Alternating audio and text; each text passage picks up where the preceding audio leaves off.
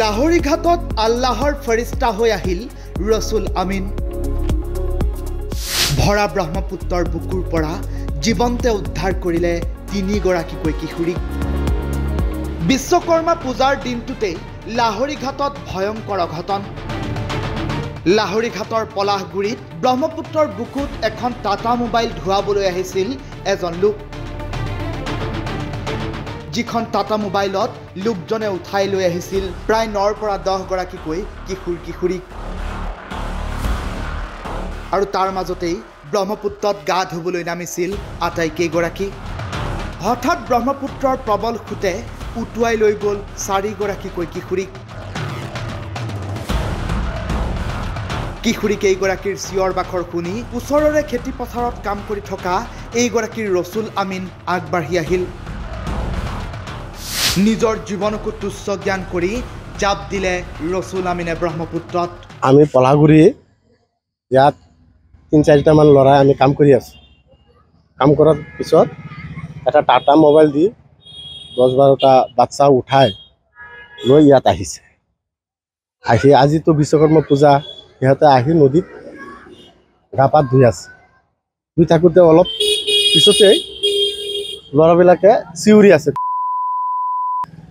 আমি ইয়াৰ পৰা দৌৰি গৈ চাইছোঁ 3টা ছোৱালী কৰি উঠি আছে, এনেকুৱা কৰি আছে।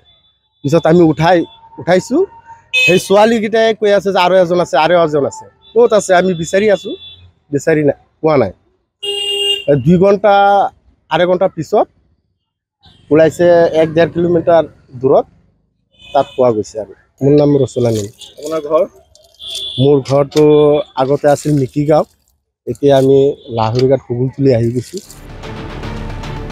ব্ৰহ্মপুত্ৰৰ পৰা জীৱন্তে উদ্ধাৰ কৰিলে 3 গৰাকীকৈ কিশোৰীক। 3 গৰাকী কিশোৰীক উদ্ধাৰ কৰাৰ পাছত কিশোৰীকেইগৰাকীৰ মন্তব্য যে আমাৰ সৈতে আৰু এগৰাকী আছিল।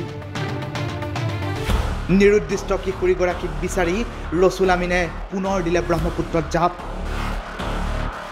কিন্তু সফল নহ'ল ৰসুল আমিন। 2 ঘণ্টাৰ অন্তত অৱশেষত উদ্ধাৰ হ'ল এগৰাকী কিশোৰীৰ মৃতদেহ। মুছলমান যুৱক ৰসুল আমিন মুহূৰ্তৰ ভিতৰতে হৈ পৰিল আল্লাহৰ ফৰিস্তা। ৰসুল আমিনৰ তৎপৰতাৰ বাবেই 3 গৰাকীকৈ কিশোৰীয়ে ঘূৰাই পালে জীৱন। আজি বিশ্বকৰ্মা পূজা আছিলে। পূজা বুলি গাড়ীখন পূজা কৰি পেলাই লৈ বাচ্চাখিনি উঠাই ঘূৰাব আহিছিলে। ঘূৰাব আনি পেলাই লৈ আপোনাৰ ব্ৰহ্মপুত্ৰ পাৰ পালেহি। পুৱাই কিনে কিন্তু খবৰ দিছে যে এনেকৈ বাচ্চা এটা পানীত। তো আমি আহি গম পালোহি বাচ্চা মানে 4টা নিছিলে। 4টাই 3টা উঠালে, তাৰে এটাক মানে লৈ গুচি গ'ল। তো আমি গাঁৱৰ পৰা আহি পেলাই লৈ পালোহি। পুলিচ মাতিছিলে, পুলিচ গৈ নাপালেগৈ। তো আমি গৈ পেলাই লৈ বহুত দূৰ মানে গৈছোঁ, 2 কিলোমিটাৰমান গৈছোঁ বিচাৰি। তাৰপিছত পাই কিনে উঠাই লৈ আহিলোঁ। উঠাই কিনে চিভিল পোৱালোঁ। চিভিলৰ পৰা অলপ ECG কৰিব দিলে, ECG কৰাই চাই কৰি হোৱাৰ পিছত তো আমি ঘৰলৈ লৈ গৈছিলোঁ।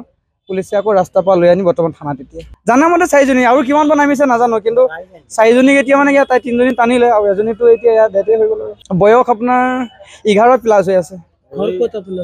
ঘৰ বৰিবন্ধা, জালাবুৰী আঞ্চলিকৰ মানুহ। আমি 3জনক কোনে মানে উদ্ধাৰ কৰিছিলে? তাৰে এজন কোনোবাই উদ্ধাৰ কৰিছিলে, কিন্তু তেখেতৰ এজন মুছলমান যুৱক। এজনকো মানে মই তেখেতক কৈছোঁ যে মই পানীত সাঁতুৰিব নাজানো, মাজৰ পৰা মুছলমান যুৱক এজনে গৈ পেলাই উঠাই আনি দিছেহি। তো আমি বামৰ পৰা মানে পিছত আমি হস্পিটেল লৈ আহিছোঁ। কিন্তু গীতাঞ্জলি দেৱী নামৰ এগৰাকী কিশোৰীক উদ্ধাৰ কৰিব নোৱাৰিলে ৰসুল আমিনে। ব্যুৰ' ইনপুটৰ সহযোগত নিউজ ডেস্ক ৰিপৰ্ট, টাইম 8।